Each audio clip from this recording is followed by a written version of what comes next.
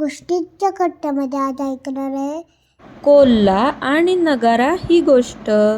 एका झाडाखाली एक नगारा होता आणि झाडाच्या फांद्या त्याच्यावर आदळत होत्या, त्याच्यामुळे तो जोरजोरात वाजत होता. एका कोल्ह्याला जोरजोरात आवाज येऊ लागला, त्यामुळे तो दबकत दबकत त्या आवाजाच्या दिशेने चालला. तेव्हा त्याला तो नगारा दिसला. त्याच्यावर त्या झाडाच्या फांद्या आदळत आहेत आणि त्याचा आवाज येत आहे.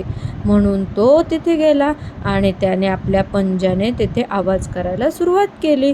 नंतर त्याने असा विचार केला की आपण ह्याच्यावरचं हे जर कातडं कुरतडून काढलं तर आतमध्ये भरपूर मांस असेल, मग आपली 2 दिवसाची भूक भागेल. म्हणून त्याने ते सगळं कातडं कुरतडायला सुरुवात केली.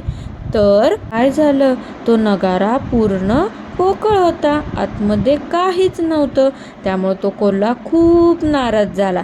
त्याचे पंजे दुखू लागले कुरतडल्यामुळे. मग तो तेथून निघून गेला. गोष्टीचं तात्पर्य काय आहे?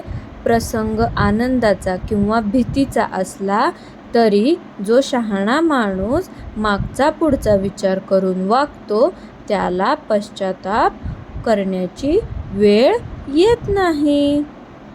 गोष्ट आवडली असेल तर लाईक करा, चॅनल सबस्क्राईब करा. थँक्यू.